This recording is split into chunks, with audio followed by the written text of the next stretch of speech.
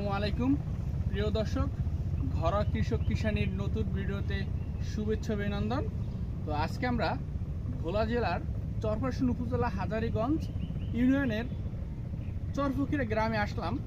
এখানে ক্লাস্টার হিসেবে এখানে বিভিন্ন শাকসবজি চাষাবাদ করা হয়ে থাকে এবং কি এখানকার সবজি বাংলাদেশের বিভিন্ন জেলা এবং কি উপজেলায় রপ্তানি হয়ে থাকে। বেশিরভাগ শাকসবজি এখান থেকে ঢাকামুখী হয়ে থাকে।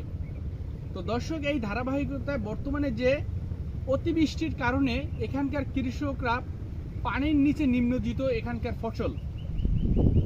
তো দেখেন, এটা একটা এখানে বিভিন্ন ধরনের শাকসবজি চাষাবাদ করা হয়। এর মধ্যে শসা, কুমড়া, করলা এই সময়টা বেশিরভাগ এখানকার কৃষকরা উৎপাদন করে থাকে। এখন যে বর্তমানে অতিবৃষ্টির কারণে এখানকার আপনারা অবগত আছেন যে এখানকার কৃষক সাধারণত এখানকার কৃষকরা সর্জন পদ্ধতিতে চাষাবাদ করে থাকে। তো নিচে হচ্ছে মাছ চাষ করে, উপরে শাকসবজি চাষাবাদ করে। অতিবৃষ্টির কারণে এখানে কাই ফসল হিসেবে চাষাবাদ করা হয়। বর্তমানে এতই অতিবৃষ্টি যে এখানকার বিভিন্ন সবজির বেড পানিতে ভেসে একাকার।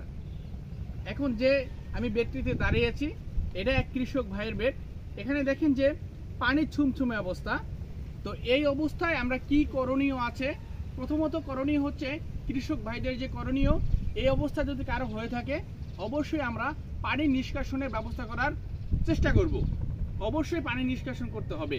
যদি পানি নিষ্কাশন হয়ে যায় তাহলে এই অবস্থায় দেখবেন যে